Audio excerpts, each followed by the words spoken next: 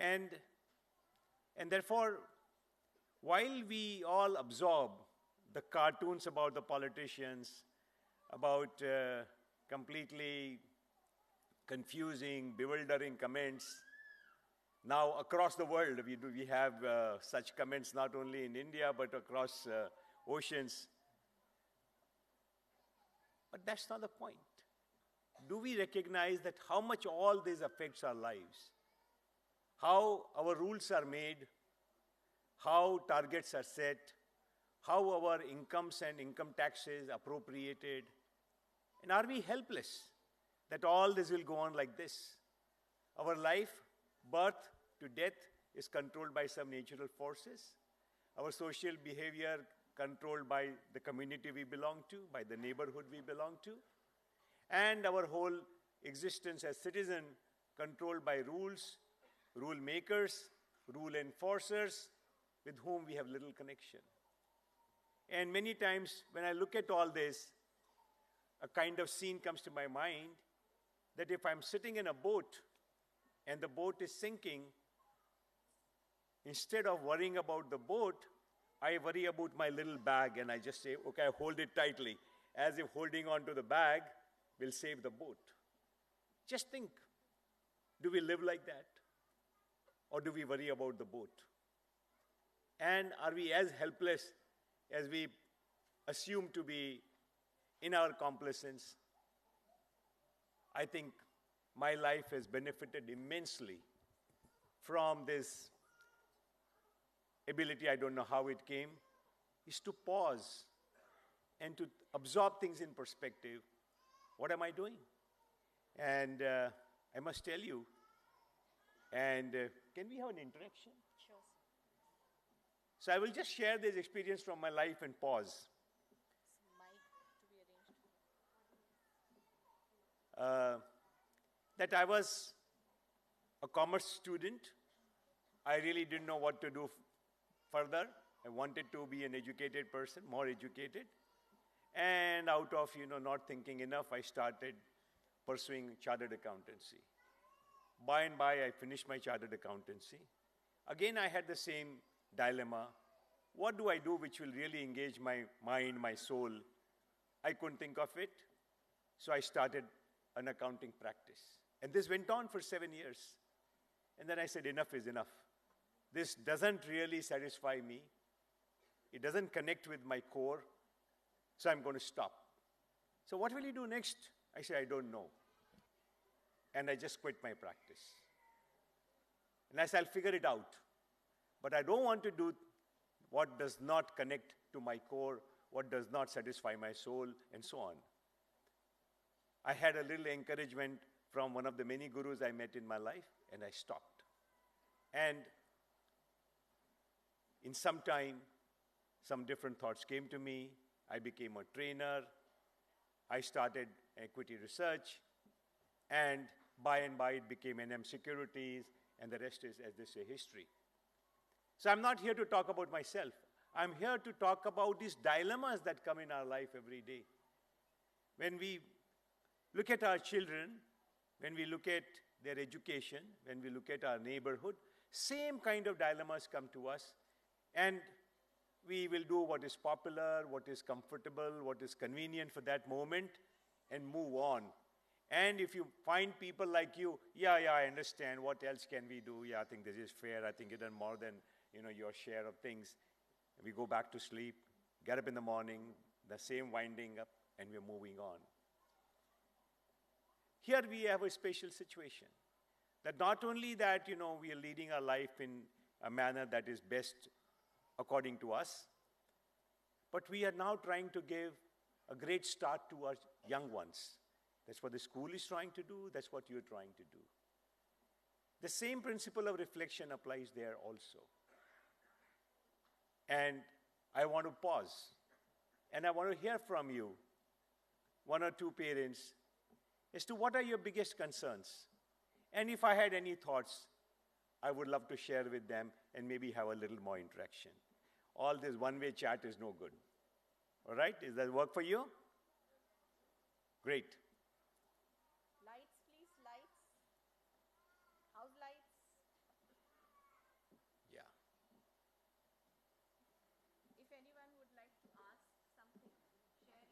Just share your feelings, concerns.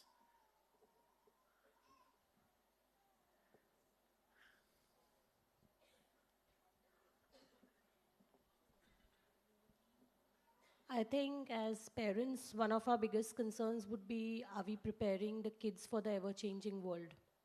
I mean, do they have the skills that the future world requires? Right. That's the biggest concern. Absolutely. Fully appreciate it. Let's have some more comments or questions or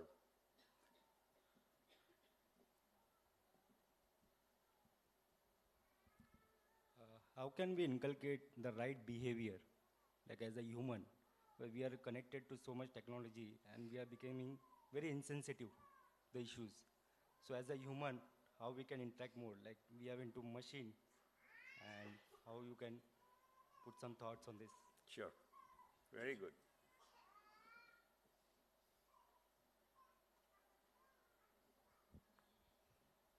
Anyone else?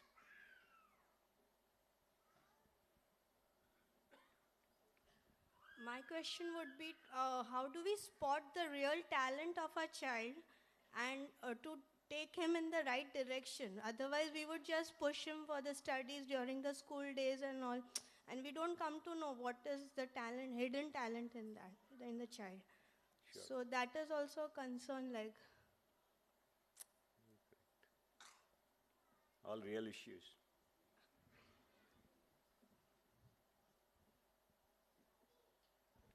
For most of us, it would be like a chicken and a egg story, whether we really focus on our child to be more moving towards more excellence or actually be more competitive. Because somewhere we've learned and we've, over the years, things have changed that we don't want to be them into the race of, being number one or something like that. Or rather, we help on improving their behavioral aspects or mental aspects wherein they work more on their excellence and then achieve more. But somewhere, Wow. I guess Fantastic. it's pretty chicken and egg kind of a story.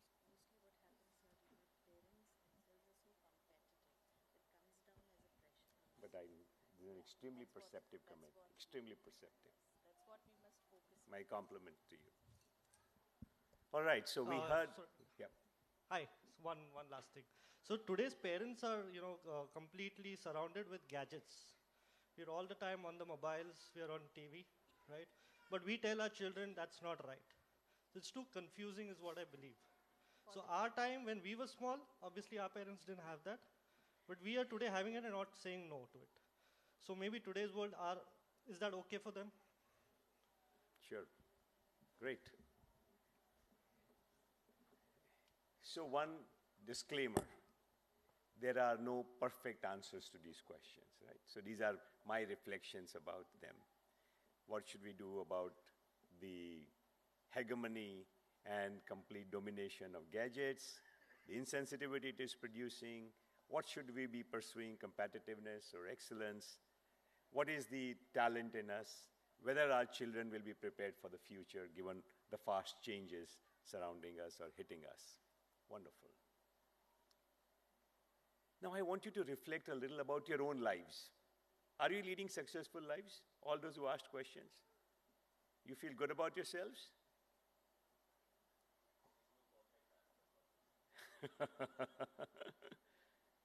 But generally speaking, without getting into too much technicality, you feel you're doing a reasonable job, right? That you're very sincere. At the least, I think all the ones who asked questions, they feel very sincere, that you're applying yourself well. And did your parents think that you were that kind of children? Or they also had concerns about you?